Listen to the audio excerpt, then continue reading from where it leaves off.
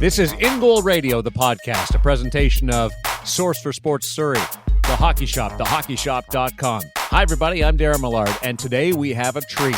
We have a goaltender who was part of one of the greatest dynasties in National Hockey League history and went on to carve his own legacy in the sport of hockey and the position of goaltending. And we will also unveil a brand new product courtesy of Brian's as we bring in the founders of InGoal magazine, David Hutchison and Kevin Woodley. And just before we get too far into this, it's been a couple of weeks since we spoke with David Hutchison. How are you, Pops? I am fantastic, thank you. And I'm enjoying my new nickname. I think somebody gave me a shout out on Twitter this week and called me Dad. I think I'm just so happy it's sticking. Thanks, boys. Now, are you really appreciative, or is that tongue in cheek? No, I think I actually am. It's nice that people appreciate me, so it's really nice. But how come Woody is Woody, I'm Dad, and you just get away with being Darren? Just being a jerk. I think I think Ducky has to stick soon. Oh, here it comes. Here it comes. Hey, listen, I think Woody is a lot worse than Dad. One of the local TSN stations here that I have a weekly appearance on to talk goaltending. They've changed the time slot of the guys that I'm on with. It's now an early morning thing, and they've decided they would like to call my segment Morning Wood. So, no. Yeah, I think they're looking for actually a sponsorship from the local guy who does vasectomies and also helps with erectile dysfunction, Dr. Pollock here in Vancouver. They're hoping for a plug there, and they would like to call it Morning Wood. So trust me, there are worse nicknames than Dad. All right, Wow. Wood. That's outstanding. And with that's about as risky as this podcast is ever going to get because of the presence of Dad. But that is that's impressive that a Canadian radio station would go down that path. CRTC. It's not real. It's not a real thing. It's just a name. It's like, let's not get any ideas here, boys. We're okay. We're okay. Oh, we are going to get you to the unveiling of the Optik 2 line with Kevin Woodley and Cam over at the Hockey Shop, thehockeysHop.com. Nice to see that Cam was there when you were Yeah, survived Bauer World. I was happy to see that. There appeared to be, I wasn't able to count them, but a few extra bags under the eyes after a week at Bauer World. And I thank him for taking the time to catch up with us last week from Bauer World and for meeting me to talk about the new Optik 2 line. You know, I tell you about all the latest, greatest things that they have at the Hockey Shop. thehockeysHop.com and the Hockey Shop source for sports out in Surrey. We've talked a lot recently about accessories and small items. Well, we got a big ticket item this week, and that's the launch, as you mentioned, of the Optik 2 line. Pads, gloves, we've had them here at InGoal. As a matter of fact, we had Cam out on the ice doing a little demo session in our set of pads this week. Took some photos. Cam's going to have to pay me to make sure that only the flattering photos are used in the publication of our review on Friday, November 1st. So when you're listening to this, it'll be online. I believe Hutch has some unflattering photos of me in our CCM review. I'm going to do with Cam. I think I'm going to try and maybe blackmail him so that some of the ugly 2-pad stack stuff doesn't make the light of day. But that's why we go to the Hockey Shop. They've got the latest. They've got the greatest from all the brands, CCM, Bauer, Vaughn, Warrior, and this week, Brian. So make sure you check them out for all your questions about the new Optik 2 line. They have a whole bunch in stock, custom orders. Call them. Cam can help you out. Check them out online at thehockeysHop.com, or if you're lucky enough to live in the beautiful Lower Mainland and the Vancouver area, check them out in person out at the Source for Sports Hockey Shop in Surrey. And it is a destination for people that roll through the Lower Mainland who have listened to us talk about the Hockey Shop and decided to check it out when they've been down there for a tournament or just visiting family. It's kind of cool. And it's kind of cool because evidently they come in and talk about hearing Cam on the podcast. So we've made him somewhat famous within the store. So they come in and say they've heard him and heard what we're talking about. And that's always a positive for us and for him. Thank you. Well, I can't wait to hear that. Are you chewing on a toothpick out there? It's possible. I just tried to adjust my screen and wipe it down, and I'm like, no, he's chewing on a toothpick. I thought there was a crack in my screen. So nice job. I'm going all hillbilly front. tonight. You are. Well, it is around Halloween as we record this. Just we'll get to the Optik 2 unveiling in just a little bit, but the feature interview this week is from and with Andy Moog, who is as a guy that Okanagan Valley and has given back a lot to goaltenders in that area, but also made his name early in his career. Won 1A with Grant Fear, and then when he moved on to Boston, really blossomed and taking that franchise to a Stanley Cup final, 2 Stanley Cup finals. So just a little synopsis, Woody, about your conversation with You know what? I went into it thinking, I don't know, actually, I don't know why, but maybe naively or just ignorantly, frankly, thinking we were just going to talk about old stories. And of course, Andy still works for the Portland Winterhawks these days. I got to know him a little bit when he was doing some consulting and goaltending coaching for the Vancouver Canucks early in my days on the beat here in Vancouver. To me, the takeaway was how many tips and experiences and things that he went through, and not just that, but skills, skating, and you know, as the game has evolved so much technically since he played, and yet so much of what made him great is still, and even more so in the past couple of years, become a foundation for modern goaltending. And so to hear him sort of blend his experiences with what he does now on the coaching side, with the Winterhawks down in Portland and the WHL, to me, that was the most fascinating thing. Just so many things from his history that applied now in terms of coaching and working with young goaltenders. And also, obviously, Hutch, the stories were great too. And that includes, Darren, the one about the iTech shield used at the Olympics. Yeah, we've got that one. I was really fascinated by his approach to coaching, and for 2 different reasons. I love to ask the veterans from yesteryear about how you can become a coach with the modern game and how you adapt. And you don't often get a very good answer, but I really appreciated Andy's answer, and he clearly is keeping up with the game. And then the other piece was just the way he could bring his, how do I say it? Again, quite often the older guys who've played the game before will say, well, you know, I can be a voice for these guys. I can be somebody to lean on. And it's all sort of loosey-goosey, and Andy was able to really break down what that means, the specific things that he can bring, and I think as Kevin sort of alluded to, all the more relevant today as what's old is new again in many ways. That he in the interview you'll hear him talk about patience on your edges, keeping your feet, all these things that were key back in the day are becoming key once again. So I think we much more specifically saw how a veteran can bring that experience to bear. Yeah, I just think it's if you see we've got Andy Moog on the podcast today, and you're thinking it's going to be all old stories. If you're a young goaltender or a goaltender coach or a parent of a young goaltender right now, make sure you listen for more than just the stories, because there were so many more takeaways, frankly, than even I expected in this one. He did something in a video, this is going back a number of years when he was still playing, but about directing pucks to the corner while standing up, and you would, if you wanted to knock it to your right side, to your blocker side, if you're left-handed catching goaltender, the puck was coming, you'd slide your left toe out and direct the puck off your stick to the right. It was weird. And then the other side, you kick your right toe up. I just never heard of that. I've never heard of it since.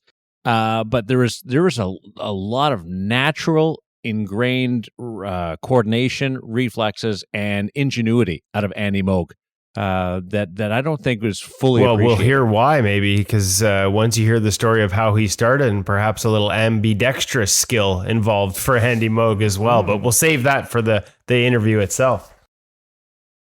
Well, that makes sense, and we didn't discuss that before, but that totally makes sense in how he approached the game. And I'll be honest, Andy's not a wallflower. He has definite opinions about the game and the position, and I absolutely am fascinated every time I get a chance to speak to him. So here's Andy Moog a Stanley Cup champion, a 300-game winner in the National Hockey League, and a man in conversation, part of our feature interview with David Hutchison and Kevin Woodley on InGoal Radio, the podcast. I'm going to start it off, Andy, and actually, why don't we start off by sort of catching us up on what you're doing, including the Portland Winterhawks, and your work with, is it still with Okanagan Hockey Academy, or you work with the academy up there? Or? Yeah, those would be my two commitments into the teaching or coaching realm right now. So the last 4 years with Mike Johnson down here in Portland, and that really was facilitated by Tyler Love at the academy, who had done Mike's work for him in the Winterhawks' previous tenure. Just asked if I could come down and do it because Tyler had a greater commitment at the academy. So my commitment is still with the academy, but it's a little bit less, and I spend like it's almost a week a month here in Portland with the team. So what's it like? Like, is there a generation gap at all here? I mean, between some of these kids, how do you approach it in terms of your experiences and the way the game's changed and working now with teenagers? Well, I think to begin with, my greatest challenge is to stay current with the methods and the techniques and fundamentals that are evolving in the game on an ongoing basis. They never stop changing. So that's nothing new in terms of understanding the new aspects. But I would say that I think that my time as an instructor at hockey schools and the hockey academy over the years, I think my time there has shown me that that's where the game evolves. The game evolves at a younger age out of necessity. When kids can't do one thing, they invent another to handle a situation. And it migrates through the ranks, or they take it with them through the ranks to the higher levels. So I think my time spent with the youngsters, that young teenager through his early years, where his strength and his size don't allow him to do certain things, they figure out ways to do other things to get the job done. And I think because of that exposure to the youngsters, I think I've stayed more current than I would have if I'd just been coaching with older boys. It's funny you say that, because I always used to ask Mitch Korn why he kept, after the long grind of an NHL season, he goes on the road in the summer and does all these youth camps. And his answer was the same: because working with younger coaches and younger goalies keeps me current. What to you is the biggest evolution? Like, in the past 5-10 years, as you watch this game constantly changing, what do you think is the biggest part? I guess in a short window, or in a couple 3-4 year window, I'm really excited about the way the game's coming back around to athleticism. There was a period, maybe a decade long, where position and blocking was primary focus, and I love the way the youngsters are coming back around to being athletic and engaging their hands and getting a little bit away from some of the blocking structure and a little bit more into an instinctive reactive style. That's for me, that's coming back around to my age of playing the game. Great to hear that. I think we couldn't agree any more with you about the athleticism coming into the game. I was really intrigued when you said that keeping up with the modern game is probably the most important thing for you right now. And aside from the kids, how does that happen for you? Is that collaboration with other coaches? So our staff at the academy there over the years has always been a rolling staff through the course of the summer with the hockey camps. So we have people coming in from Kim Dillenbaugh to Corey DeSchwab to Brady Anderson. We have the young up and coming guys coming through our system, and so they energize us. And then Jesse Pluis there is a longstanding goalie coach at the academy, along with Tyler Love. We sort of absorb all this stuff. They come when we invite people into the academy. We want them to come in and do their thing. We're not about to set a program down for them. And as a result, I think we're more prepared to listen and learn from our peers. And as a result, I think we stay current. That's one of the reasons why we stay current. And you're getting a lot from these guys, but surely they're getting a ton from you. 3-time Stanley Cup champion, Jennings trophy winner, took 2 different teams to the finals. What has all that experience enable you to bring to a group like that and bring to young students? Well, I guess I probably weight myself a little bit, or spend a little bit more time in the preparation and recovery side, both as you prepare for a save on the ice and as you prepare and leave games and practices off the ice. I think the one asset, the one skill you can have is to be in the moment. And I think I have some insight into how to keep players in the moment, prep and participate, and then let go and refocus on the next task down the line. So I think that's probably where one of my strengths is. And then I tend to balance things off with structure and compete drills. So I weighted or I try to weight it equally with the structure and fundamentals, and then a compete aspect of practice every day, because I think we all appreciate the way the game is now. The first shot in a scoring scenario is typically setting up the scoring scenario. It's not actually the scoring chance. So as a result, the battle scenarios and the prep and recovery stuff is more important than just actually receiving pucks. You got to get to the next place, or you got to be prepared in the first place to get ready to battle. Now, you talked about staying in the moment, Andy, and that's obviously, it's funny, whether it's golf or goaltending, it's that next shot mentality that right up to the NHL goalies strive to get, and yet it's typically easier to say than it is to do. So I'm curious, are there any anecdotes or any tips that you share with your students there in Portland or at the academy that you'd be able to share with us, that our audience would be able to sort of have a takeaway? This is how you stay in the moment, because it's often harder to do than it is to say. Yeah. Well, that's a challenge based on the personality and the sort of the personal tempo of every goalie that I come across. That's where we begin. We begin to identify what the goaltender's personal tempo is. He is sort of a fast twitch guy. Is he slow twitch guy? And based on discovering that, then we can sort of start to see them staying with their personal tempo and their personal rhythm as the game progresses and even to some extent practice progresses. And once we identify that, then we encourage the breathing side of it, the relaxed posture, the body language, all those things that help goalies reset or refocus after moments that they just experienced. So we spend a little time talking about that. Everybody's different, but we do stress a few things in terms of posture. We want a positive body language. So tall, filling your chest with air and breathing out and eyes forward and that sort of thing. Just in general terms, just to establish a sort of a foundation. And then from there, we try to uncover the goaltender's own personal tempo or rhythm and try to emphasize that's your reset button. And that's what we use, whether it's a positive moment or a negative moment. We don't want to look down there and know what happened 30 seconds ago. We want to see the goalie just being the goalie again. Andy, just looking back to your career now, as we mentioned, 3 Stanley Cup championships, what would you look back on that long career and say were the biggest highlights for you? Well, certainly winning the first cup and being on the ice as the clock counted down, that would easily be the biggest highlight from a playing standpoint. Winning the Jennings was Reggie, and in Boston was great. The All-Star appearances. I just love when you talked about you just talked about being on the ice as the clock is counting down. Yeah. Such a cool vision for us. What's going through your head in those last few moments? Who are you thinking about? Certainly thankful that the empty net is there and we put one in.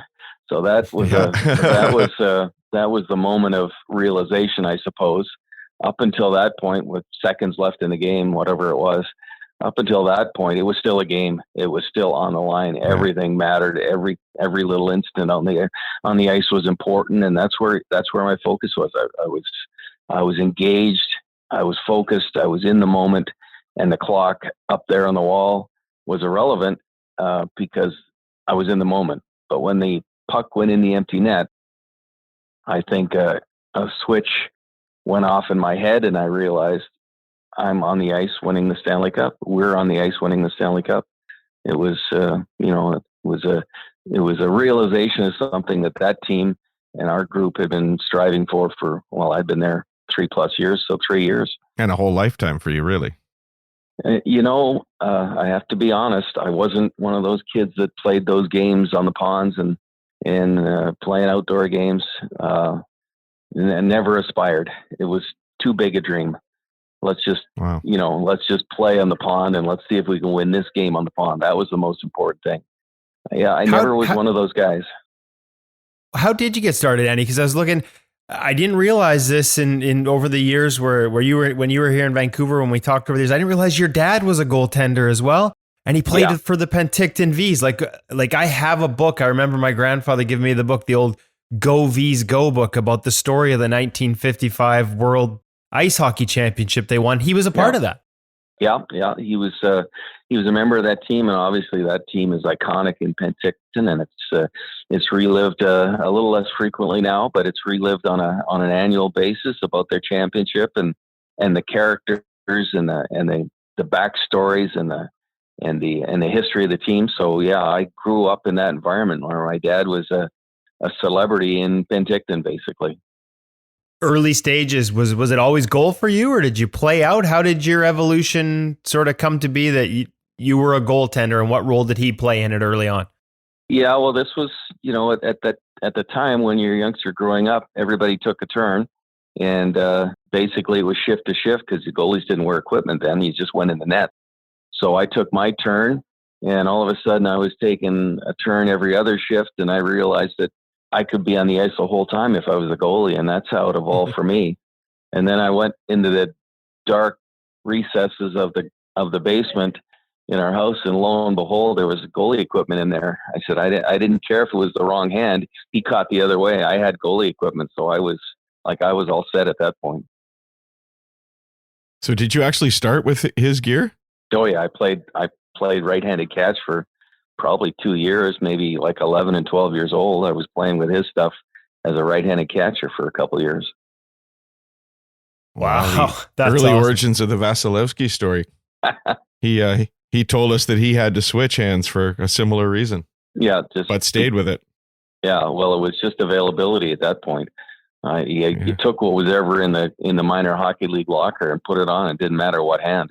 What was it? We've talked to you about your role now doing goalie coaching. What was it like back then? I mean, how did you learn? How did you get better? Was it experience? Was it watching other guys locally? Was it games on TV? Yeah. How did you evolve? Because it's obviously changed so much these days. Yeah. Well, I guess at the earliest stages, I'd sit with my dad on the couch and watch the Leafs and Mike Palmateer and wonder how the heck he ever got it done, because it was a pretty entertaining style, but not much there. And then, I was a visual learner. I watched and studied and learned. So hanging out at the rink, watching my peers play, watching the older boys play, watching the local team at the time, it was the Penticton Broncos. That was it. I was just a sponge. I was a visual learner, and I just watched and I tried to incorporate things I was watching into my own game. And you mentioned Palmateer. Anybody else you looked up to back then?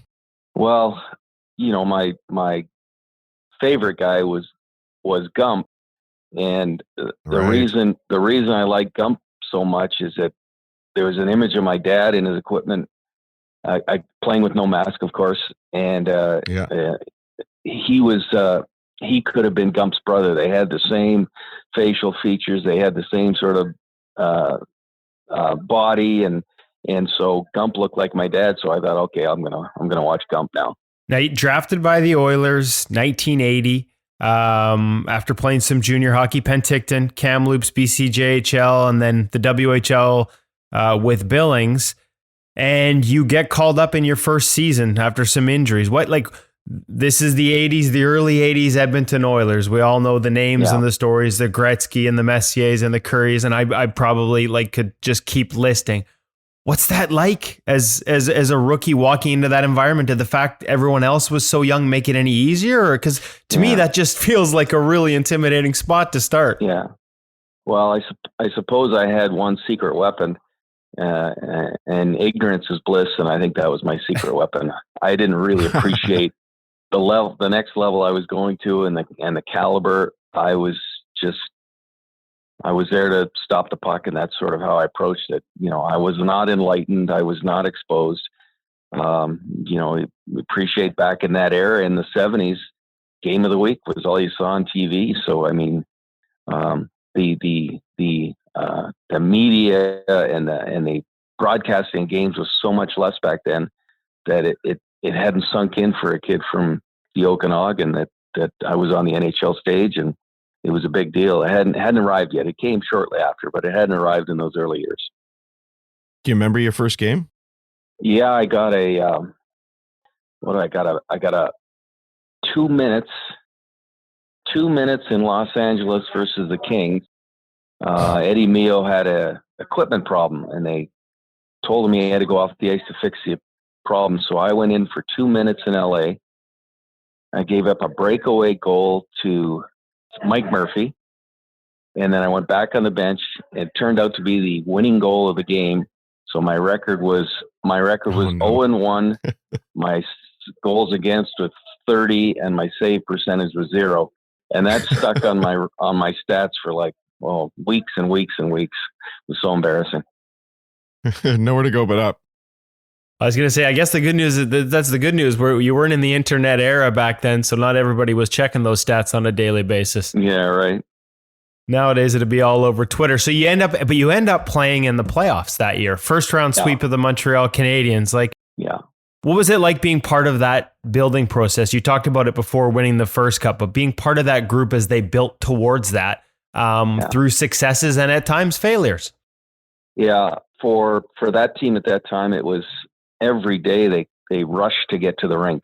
They wanted the next new experience, and that's what it felt like. Let's hurry up and get to the rink and see what we can do today.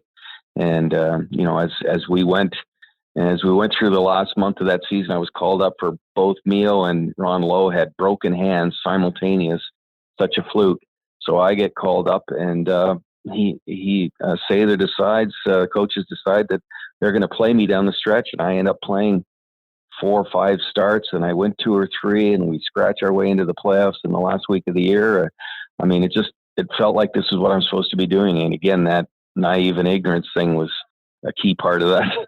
But anyways, that was it. And, skating around the ice at the Forum on the morning of the first game of the playoffs, and Sather asked me how I felt, and I said, feel pretty good. And he says, you think you'd like to play tonight? And I said, yeah, I think I'd like that. And he says, all right, you start. And he just skated away, and that was my introduction into NHL playoffs. Was all right, you'll play to them, and he just skated away against the Montreal Canadiens at the Forum. Yeah. Nice. Yeah. Now that next season, Grant Fuhr comes on the scene. You're up and down a little bit, but the season after that, 82-83, Sather decides to go with the two of you. They trade Ron Lowe. And they hand it over. And this is interesting, especially when you contrast it to today's game. Like, we're only now seeing teams start to hand the keys over to goalies at a young age. It's always been veterans. And yet here we are back in 82-83, and the Oilers did that, and you were a big part of it. Yeah, it is. It was certainly a different generation, a different era. But at that time, there was a need to match up all the elements. So you had this young, fiery, explosive team, and you wanted some young, athletic, fiery goaltenders, and he found a couple that he thought could work, and so he decided to go with Grant and I, and like you said, neither of us had established ourselves to any degree yet, but I guess looking at potential, that was the decision made based on what he thought our potential was. What's that relationship like? What's that dynamic like between you and Grant, two young guys competing for playing time on a team that's, like you said, trying to take those next steps and, and not long after wins the Stanley Cup? For me, now you probably get the same answer from Grant, but I don't want to speak for him. For me, it was that was our support network. That was our way to lessen some of the burden, sitting beside Grant all the time, realizing we were both dealing with the same experiences, both struggling to wrap our arms around confidence. We just wanted to show and be perceived, and play with confidence. And, it didn't always happen. There was a lot of rough nights, but it seemed like we had a little built-in support system with each other. And we leaned on each other all the time for a little bit of venting from time to time and a little bit of patting on the back and good job. Did you have a goalie coach at that point with the Oilers, or we predate goalie coaches in the NHL back then? Yeah, that was predated. We had a scout on staff named Eddie Chadwick, and Chad would come in once in a while and walk into the room and say, "Hey, you, let's go for a beer and a sandwich." And that was goalie coaching back then. I like that style of goalie. I'll take one of those jobs if we just got to take guys for beers and sandwiches. I do got to ask too, with all that, like you said, like that team is just basically, all stars and Hall of Famers. And what was practice like? Because I guess hockey in the 80s for a goaltender was wide open enough, but what was practice like facing those guys? How did you handle that? Because it would have, I'm guessing that's a lot of talent shooting on you on a daily basis. So, obviously the Oilers were evolving the game and developing this puck possession style of game. That was their focus. If we had the puck, we didn't have to defend. So with that in mind, that was the philosophy of practice. And Grant and I used to like to tell the stories. We'd start with 1-on-0s, and then we'd go to 2-on-0s, and then it'd be 3-on-0s, and then we'd have 4-on-0s, and then 5-on-0s, and then you pull the goalie sometimes, so we better do a couple 6-on-0s. That was practice. And a whole lot of ice bags on groins, I think, by the end of one of those. That was that's remarkable. I find it. Yeah, that was the challenge. There was very little resistance. There was very little competition. The whole practice was focused on pace, skate, and puck possession. And it was evident every time we acquired a player.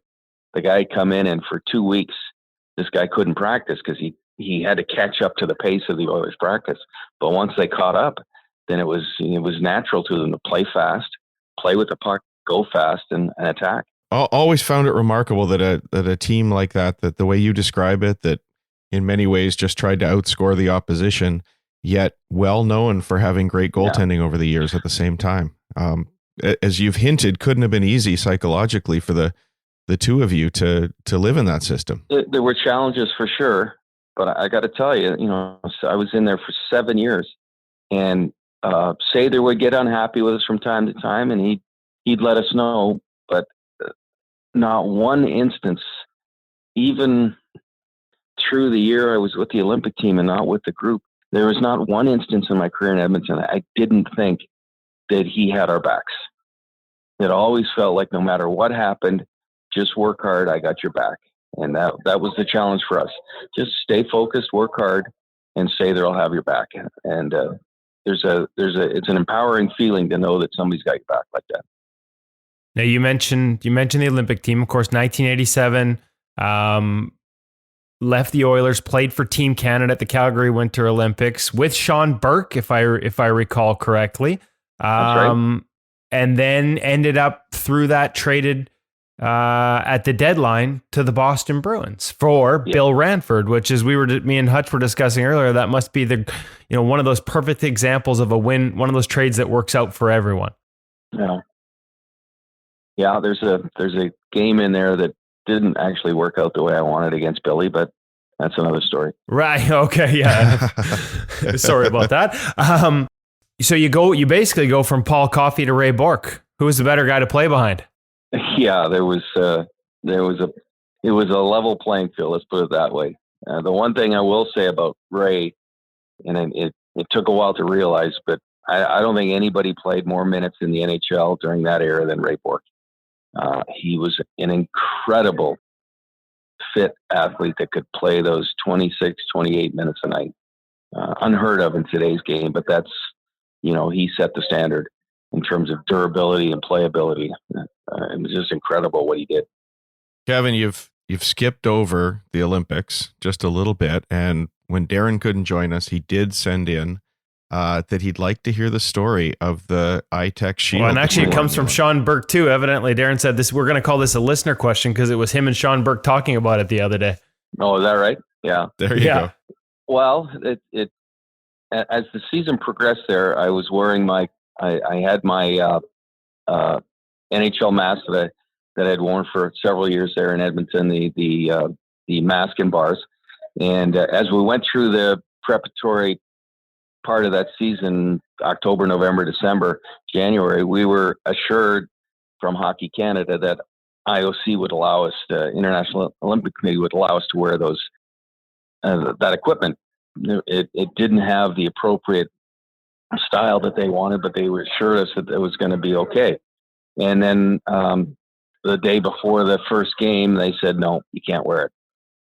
So we were going under the assumption that we could wear it. And so Sean had a mask that he wore when he was a youngster, and it was the appropriate helmet and cage. And I hadn't had anything that was appropriate because I'd only wore cat's eye bars my whole life.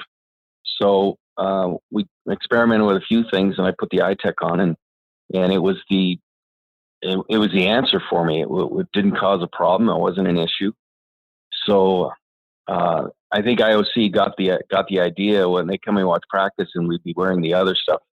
And they asked why, and they said, well, it's better protection. So I think a light went off in the IOC's head at that point that we're forcing these guys to wear inferior protection.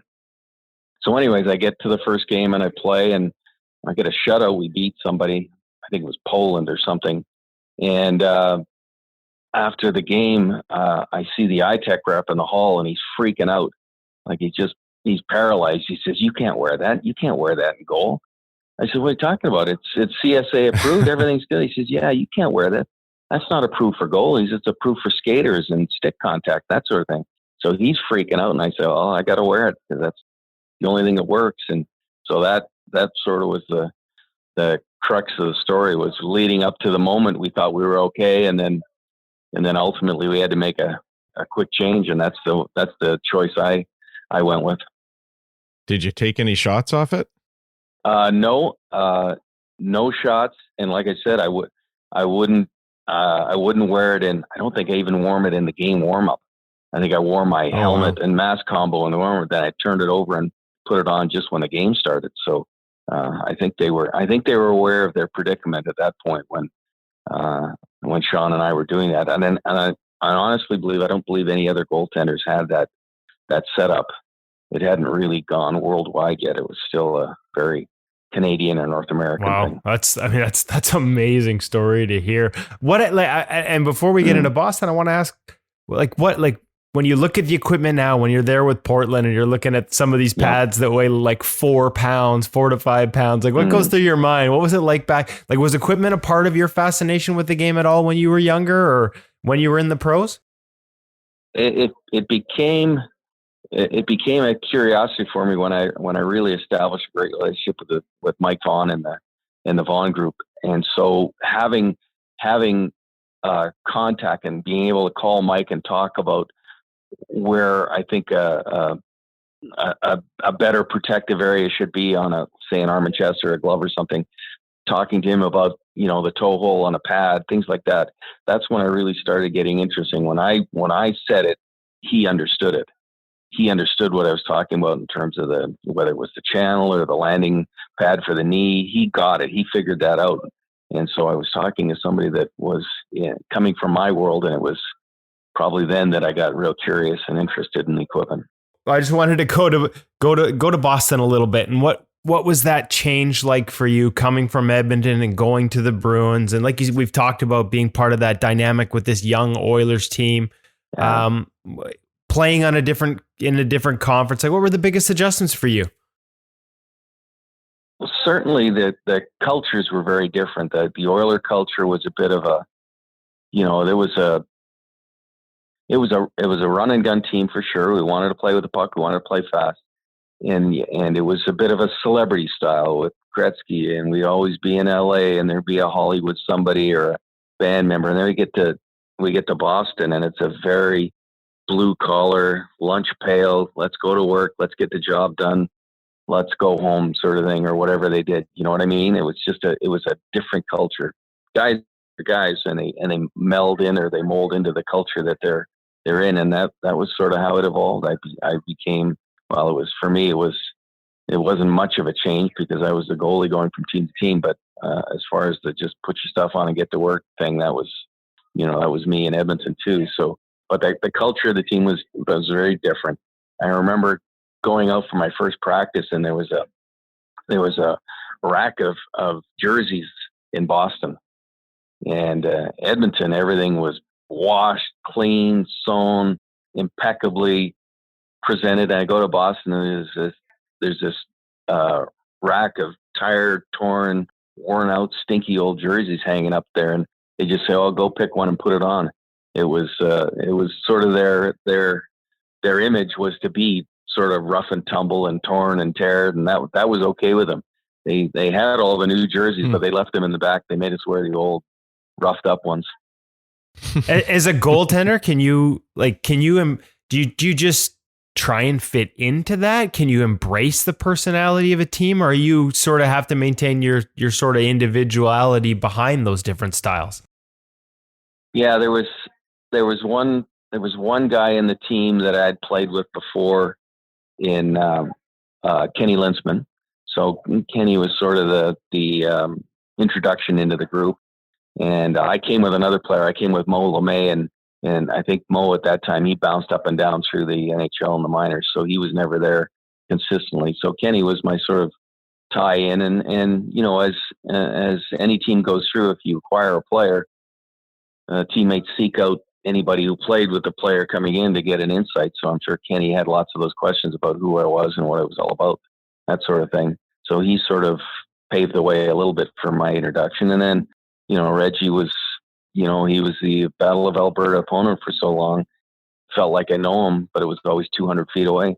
I'm curious, over your career, who are the toughest guys you had to face, and is there a tough guy you had to face that maybe people wouldn't come to mind? I mean, obviously Gretzky would have been fantastic, but who are the tougher guys, and who might we not know about? Well, the one you'll know about, and the one that was most difficult for me, just purely based on his talent, was Mario Lemieux. That 6-foot-something guy with that exceptional reach really caused chaos with small goaltenders. It was really a challenge for me to be patient, hold my feet, and hold my position with him. He had so many skills and so many attributes available. For me at the time, it was the trio or the combo in Quebec City, led by Stastny, and Goulet. They were dynamic for sure, and that was a difficult challenge for me. And I guess it always centered around, it may not have been an individual, but it might have been a combination of guys that were always challenging. It had to be the Triple Crown line in LA, who played a lot and played with confidence, and they were dynamic. They were tough to play against. Who else was difficult at the time that I'm trying to pull out of my head? I had a pretty good time in Montreal. So even the Stars, Montreal at that time, the dynamic players there, I had a level of confidence born from those early years that allowed me to handle that stuff pretty good. The one guy in Detroit, he was a winger. His name was John Ogrodnik. He scored a lot of goals for a lot of years. And if John Ogrodnik got time and space and shot the puck the way he normally shoots a puck, it was a real challenge for me. He had a deceptive release. The puck came off his stick differently than others. At one point, I caught a glimpse of his curve on his stick, and I said, "How do you play with that curve?" It was the most unusual curve on a hockey stick I'd seen to date, and that he was in my head. He gave me a lot of challenges, and that might be the guy that stuck out the most, I suppose. It's interesting, from the beginning to the end of that, you talked about two things that I think are so important today in goaltending. And one was having the patience and holding your edges against Lemieux. And then fascinated that you brought in the relationship of confidence to how you play.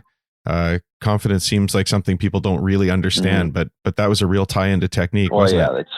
It's such a talent. I'm watching our goaltenders here this week in Portland, and obviously Joel Hofer is on the top of his game, and he just seems so prepared to wait and let the play come to him and react instinctively as the play occurs. And I've got a young Isaiah Delora who is searching to find his game after a long time being out of the net. He's had about 2.5 or 3 weeks without a game, and his practice habits, you tend to lose a little focus, you lose a little patience, and you lose your edges, and all of a sudden there's a lot of net to shoot at. So two guys 200 feet apart that are playing differently right now, and it's the challenge right now is to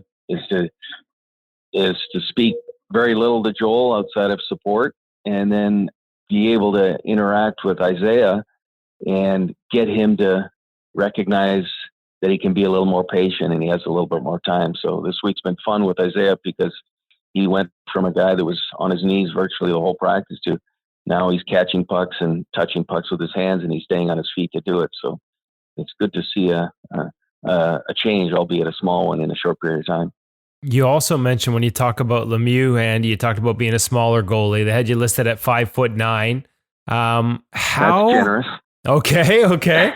I mean, and obviously you must marvel at the trend today. And I mean, yeah. You know, there are guys. I remember talking to Jonathan Bernier, who is 6 foot, and that might be generous too. But you know, probably says he doesn't. He's had a good career, and he probably says he doesn't even get drafted or even get a shot in today's NHL. But I wanted to ask you a little bit, because as you talked about that style and facing Lemieux, you were in the league at a time when we saw an evolution of the position, not so much away from skating, but certainly more of the blocking, more of the butterfly, more of those techniques came in, obviously with Patrick in 86 and then through the early 90s. Like, was there a point where you got a goalie coach that was asking you to add those things, or how did your game evolve through that process around you, as some did and some didn't change their ways, especially through the mid and into the late 90s?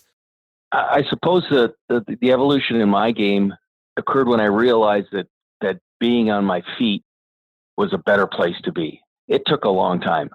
I made a lot of mistakes early in my career just because I didn't recognize the need to stay on my feet, to hold my edges. And once I realized that, then all of a sudden my skating, my movements, my laterals and my depths adjustments became the priority. If I can just move on my feet, I can get to places quickly and I can settle and prepare for shot. I think that was a realization after I got to the NHL. I always knew that movement was important, but I think I really started to apply it and understand it after I got in the NHL, just based on the quality of shooter, the consistent quality of shooter you dealt with. So once I started to appreciate that, I think that was the evolution of my game all the way through. How much longer can I stay on my feet? How much more control can I have on my edges? You talked, and again, obviously those are things that, you know, we're seeing increasingly have value in today's game, especially as the attacks get more lateral and the releases. Even you mentioned Ogrodnik. Well, you know, they've all got releases now, it appears, and curves that are designed to be deceptive. So that patience has never been more important. You finished playing with the Canadiens in 97, 98.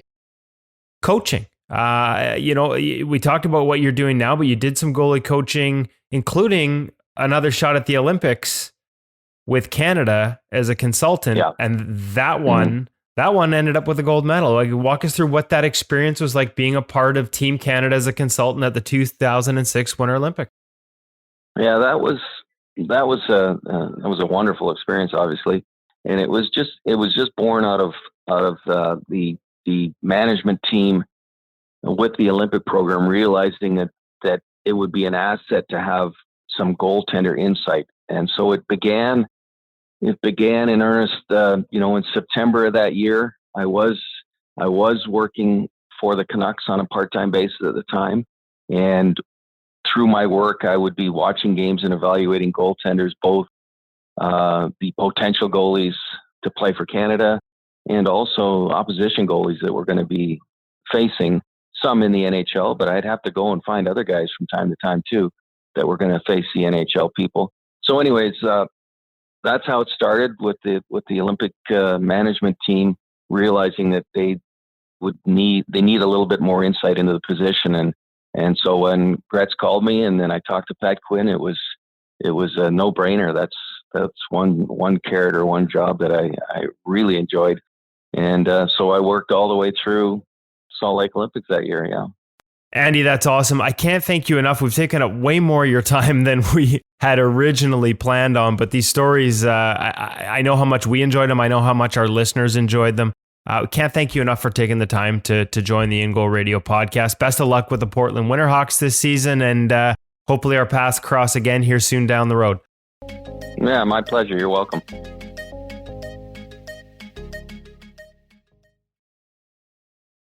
Interesting conversation and angle, because one thing that I've never really thought about was when Andy and Grant were coming up through with the Edmonton Oilers and playing with those great teams, was confidence in practice was really, like, it just wouldn't be there because you're facing the greatest of all time, and then a bunch of guys who were really, really, really, really good.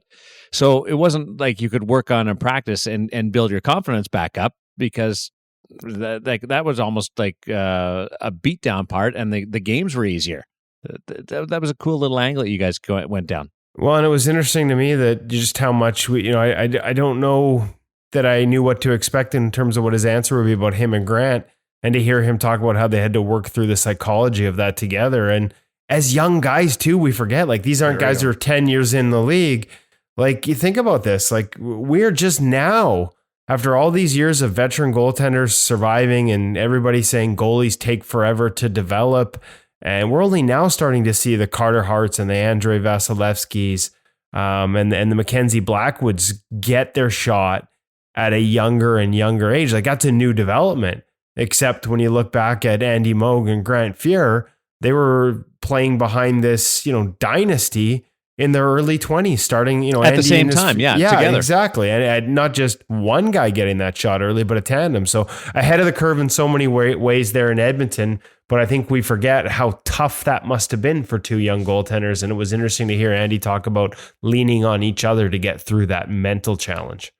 And the interesting part about Andy was that he bet on himself. The contract dispute with the Edmonton Oilers, he sits out a year, plays for the national team and the Olympic Games in your own country, partnered up with Sean Burke and the whole iTech, the visor story. But he bet on himself and backed it up and went to Boston and had a great career. And I think it really validated him as a goaltender as well, beyond those lines with the Edmonton Oilers. He was a Vaughn guy, always a Vaughn guy. Go ahead, Woody. I was just going to say, Darren, like, thank you for the reminder on the iTech story and the note to make that a listener question that you and Sean Burke have been talking about. Because to hear, like honestly, to hear Andy tell it, like, they were just lucky nobody pegged him in the head. I know shots aren't what they are today back then, but I mean, that was a serious health risk. He was wearing something that absolutely does not sound like it was meant for goaltenders to wear. And here he is in the Olympics wearing basically a fiberglass shield in front of his face. And you kind of knock on wood that nothing happened. But man, I was cringing as he told that story. I'm glad that question came up, because quite honestly, I hear that question in a minor hockey dressing room at least once a year. Why don't goalies just wear the plastic shield for better vision? And because we'd like to tell them. Because we'd like to have our eyes when we're older. It's a pretty easy answer, but it's no. Mostly, I just jump in and I say, well, actually, it's been done. So now we have this story to share. Well, and you couldn't do it necessarily in minor hockey because of the environment that you play in. I'm talking about cold and arenas that would allow and lead to fogging up. Because you'd be wiping that thing down. I mean, there's a whole nother different challenge when your mask or visor starts fogging up in the middle of a game as well. You're not like a player and wiping it down on the bench. But that was fun. He was one of my favorites when I was coming up through the ranks, and always appreciate the time that he takes to talk to us about goaltending. And again, he's got some definite opinions about it. I mentioned he was a Vaughn guy always growing up, and we in our gear segment talking about the Brian's line, the Optik 2, and Woody. I mean, give us a Cole's notes before you get into it with Cam. But Brian is at the forefront of just being not afraid to push the boundaries. Yeah, they definitely pushed a few with the original Optik line, and it kind of continues with Optik 2. I mean, the biggest one is they essentially got rid of the outer roll. Like the outer roll is like less than 1/4 of an inch thick. It's almost not there. It might as well not be there. And if you think about it, it kind of makes a lot of sense. I mean, the outer roll was put on old leather pads to sort of provide, a firm edge to those old stuffed pads. And it's really not necessary anymore. They've thinned it out that way. The response in terms of goalies getting into RVH, they find it a little easier without having just easier to get a seal. Rebounds more consistent, makes the graphics pop a little bit more when you don't have to deal with it. So, there's just one example, and we'll get into the rest with Cam about some of the changes they've made. But, Cole's notes, they've changed the profile of this pad significantly. It's got a lot more built-in pre-curve to it, but it's also a lot stiffer, at least from the knee up, so that curve's going to hold over time. And they've really improved the stability in the butterfly when you're on your knees, both the seal and the stability. And, you talked about Vaughn. One of the other, innovations for Brian's with the original Optik line was putting their Primo material, which had been something they used. It's a nice looking material, but also had good wear properties. They used it in high wear zones before. They put it on the inside edge, and it slides like a hot damn. And, so Vaughn basically in their last line started to, for lack of a better term, frankly, copy it, use the same material to improve the sliding on their pads as well. So they, again, there's an example of Brian's kind of trying something different. Credit where it's due. Bauer was the first to sort of go after that slides better with new materials mold. Others have followed suit, and Brian's with their Opti slide and that Primo material. To be honest with you, it's one of the better sliding materials we have. A little tough on fresh ice. You want to cut up your crease a little bit because it actually tends to stick when the ice is wet. But once you get that crease, just a little bit sort of worn in, they slide incredibly well. So lots to like about this pad. And like I said, we'll get into it with Cam in the gear segment this week. Slides like a hot damn, eh? Hot knife through butter. Is that good? But that actually would imply good. Sticking into the ice. No, this stuff just it's slick. It's slick. I like the slides like a hot damn. Hot knife through Carrie's loaf of butter. Remember that reference? Now we have to I would reference take that as well. The glove and the hot butter. Right. Yeah. This is what happens when you record close to midnight, folks. We'll do that on the back end of this. But here's the gear segment dealing with Optik 2-line and Brian's with Woody and Cam. Welcome back to the Hockey Shop Source for Sports. We're here with Cam Matwiv, who has survived Bauer World and is now back here in goalie heaven, the basement bottom floor of the Hockey Shop Source for Sports in Surrey, suburbs of Vancouver. And of course, you can find him if you're not from the area at thehockeyshop.com. Exciting week. We have new gear, which isn't normal for the fall. Normally, this is all around springtime, but Brian's does things a little differently, has for a while. And so here we are, a month in the season, we get to talk about the new Brian's Optik 2 line. Cam, I've had a chance to have this on the ice. We'll have our review up when it launches on November 1st. But I wanted to talk to you, walk through some of the features, and then maybe I'll add some insights into how our testers have first impressions on how it's performed. So Optik was a departure, the original Optik 2 years ago, from the Sub-Zero line. They wanted to sort of differentiate the Optik line from their genetic line, which is continued. And they've continued on here with Optik 2 with some improvements. Can you walk me through sort of what the response to Optik 1 was and what some of the key, main improvements or changes you've seen, at least out of the box, in the Optik 2 line from Brian's? For sure. I mean, original Optik dropped, and a lot of guys did turn their head, not only A, because of the strapping system on the original Optik, but B, just the profile of the pad and how thin it was. Kind of lightweight, thin, stiff, or soft, depending on which flex you went with, profile of a pad. It gave you that flexibility in terms of finding exactly what you needed. And to be honest, it was a great timing for Brian's to kind of create a bit of a generation gap between their pads. Because the Sub-Zero and the genetic line had sort of blended together. A lot of the key features that most people liked in both were kind of now on both pads. So this was time they took the best and left it in genetic from that style. This was time to differentiate. Exactly. And you know what? There's way less, similarities from an Optik to a Sub-Zero than there would be like differences. And that's what you found. I mean, the introduction of, for example, the Opti slide being fully adopted as a retail, the initial, what was formerly a mod to get Primo on your slide surface. And then just general overall feel for the pad. You get a responsive pad, but you get, again, that little stiff, more rigid, blocky-ish style if you want to go for a turn. The butterfly pad. Yes. But what I like in this is, like you said, there's still a soft feel to the back of it. You can still sort of dial it in and get that attached feel through the shin and the bottom of the pad, but with a little more, like you said, sort of straight lines up at the top. And that includes a significantly reduced, you talk about the thinner profile, almost non-existent outer roll. That's correct. Now, again, we've had Optik 1 out. We've had Optik 1 out in the hands of a junior goaltender in the United States for the past 8 months. No problems, no complaints. It's been used in the NHL. Like this, I thought we might hear a little more blowback on the no outer roll. But really, our testers and guys that have worn it up in the NHL, it hasn't really been an issue.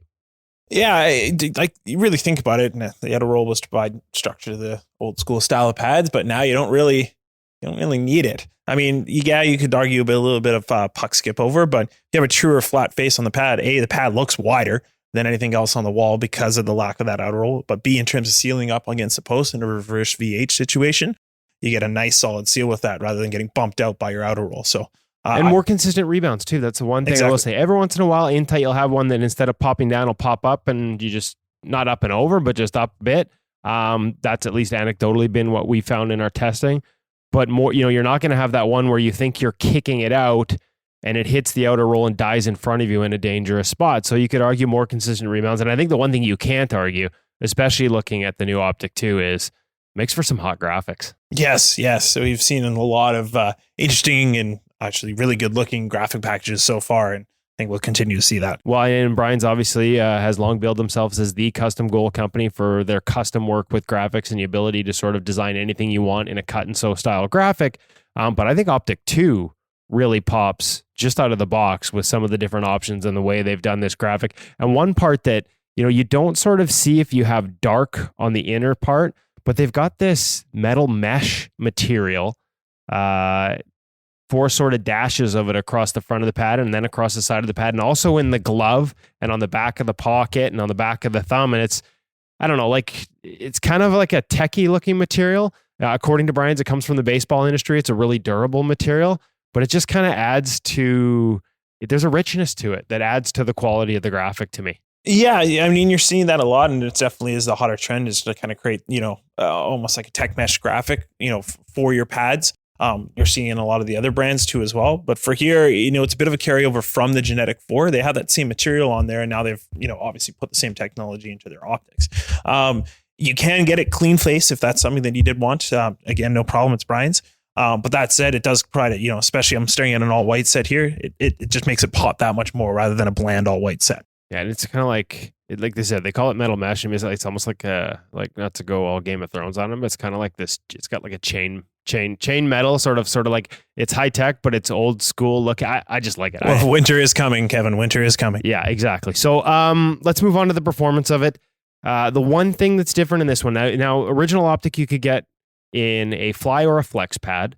We tried the fly. We were a little perplexed about the concept of a flex because we found that even in the fly, as it broke in, that really thin outer roll, there was enough flex in that, in our opinion, and any more might have risked actually pucks, skipping through your 5-hole when the pad's closed in front of it. At least that was our fear. Mm-hmm. Interesting to note that they've changed. You can still get flex or fly, but the standard is going to be what they call max, and still a really thin profile, but a lot more pre-curve, yet still stiff. So they've changed the foam layup of this core so that you have a little bit more of that rounded profile at the top to help you sort of close the butterfly if you're narrower.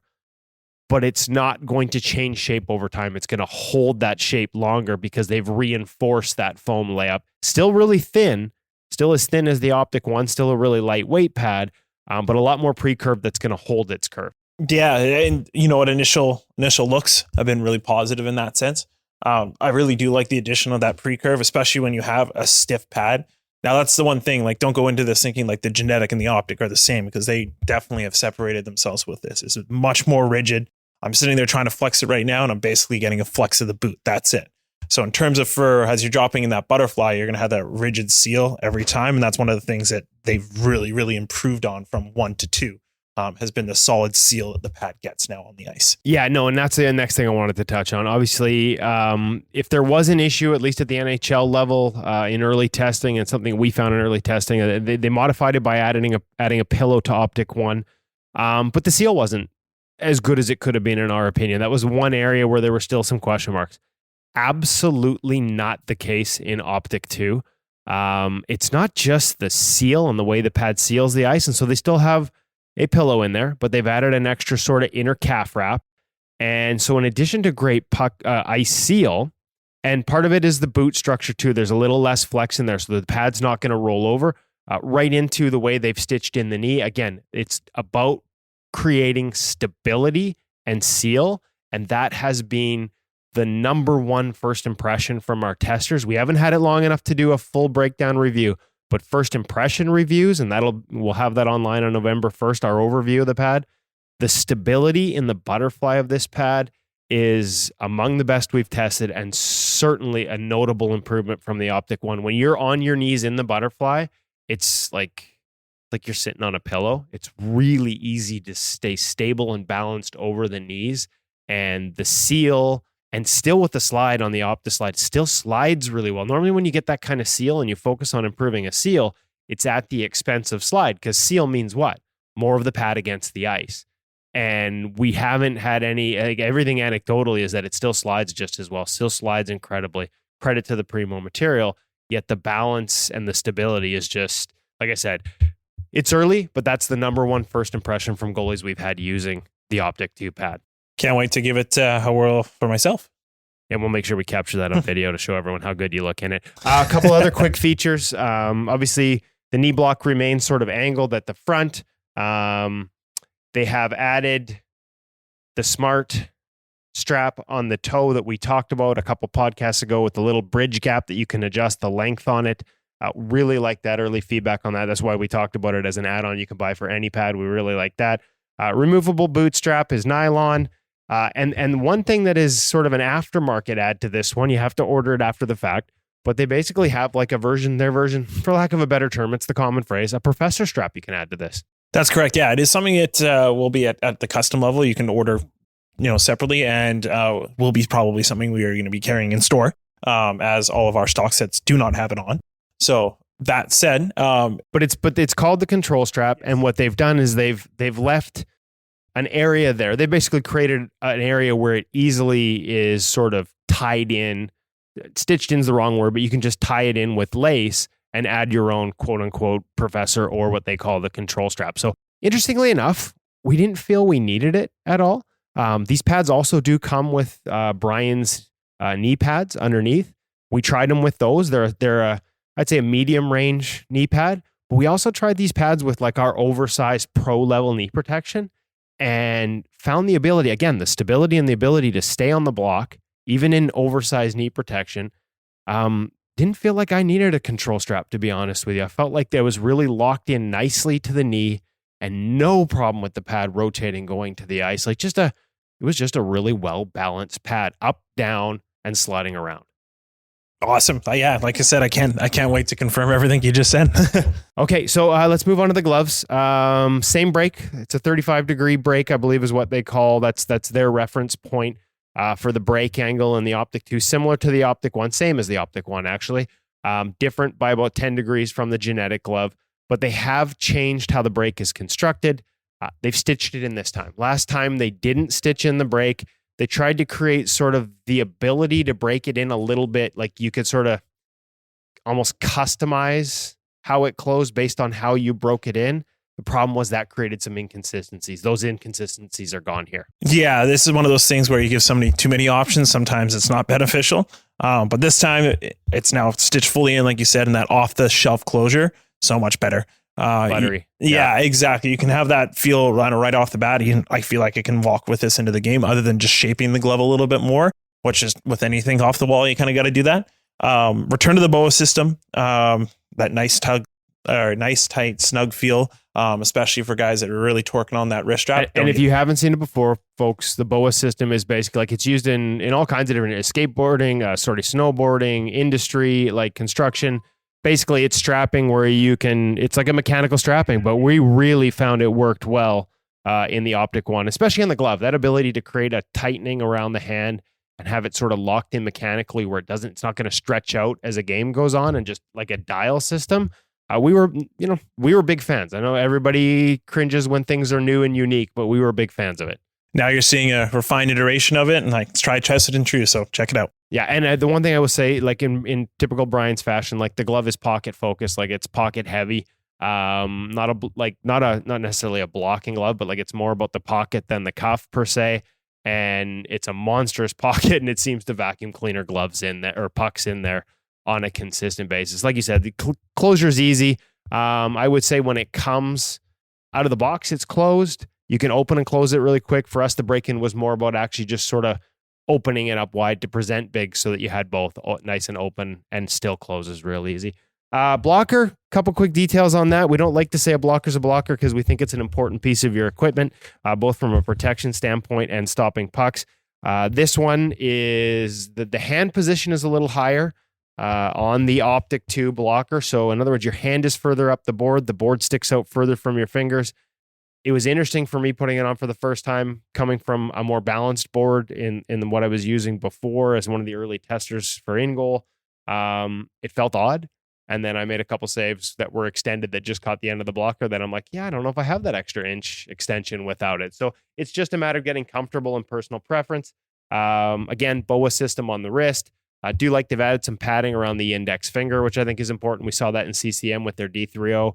I'm not sure what kind of foam this is underneath the mesh, but clearly an additional layer of foam that just goes right around your finger and adds a layer of protection. So they say a blocker's a blocker, but it looks like I see some improvements in this one compared to Optik 1. And as long as you're comfortable with the board being placed higher, this is a good one. If you're not, custom orders. Brian's can do pretty much anything for you. Exactly. And again, you touched on it, but I really like the feel, the balance the blocker board has, just a general overall on your hand as it sits in a stance. The adjustability on the fingertips is back as well. That was something that they kind of introduced on the original Optik. Yeah, you know what? It's small refinements, like how much can you change a blocker from last year, unless you're making an entirely new one, but they're all great refinements. It feels great. Try it on your hand. It's an evolution from Optik 1 for sure. If it's not broke, don't fix it. I liked the departure for them to separate their lines last year. And what I love now is that they recognized, hey, not everything was perfect. Let's try and get closer to it. Like I said, the seal for sure. The seal, the stability on the ice without the cost of the sliding that Optik 1 was known for. I think a lot of people are going to like this pad. Me as well. Okay, perfect. And of course, you'll be able to check out our review at ingoalmag.com as of November 1st. They'll be following up at the Hockey Shop and thehockeyshop.com with their overview of the product soon. I know we've got some on-ice testing with Cam here tomorrow morning, some photos going on. Make sure you check it out at thehockeyshop.com, and you should probably check them out online because it may not be right away, but there might be some original Optik stock left over. And when the new comes in, the old tends to go on sale. So keep an eye out for that at thehockeyshop.com and the Hockey Shop source for sports here in Surrey. Cam, glad you survived Bauer World. Welcome back. Today it's all about Brian's World. We enjoyed having you on. Thanks, Kevin. You guys get into flex and fly and no longer exist, but I love the pre-curve. I go back to DNR pads back when they were one of the first companies that did the real big pre-curve. Now you're talking what I lusted after as a kid. I wanted those DNR pads so badly for the pre-curve, Darren. Yeah, John Garrett loved his DNR pads in the pre-curve. So it's kind of come all the way back, and I like what they've done here with the stiffer pad, but a pre-curve. It's the best of both worlds. And a quick note, because they are Brian's and they are the custom goal company, that's the label they wear. You can still custom order the flex and the fly options if you really like them in the original Optik. But as I said in the review that I'm finishing, and yes, Hutch, I am finishing it tonight. I promise it's coming. And that will be up at ingoalmag.com.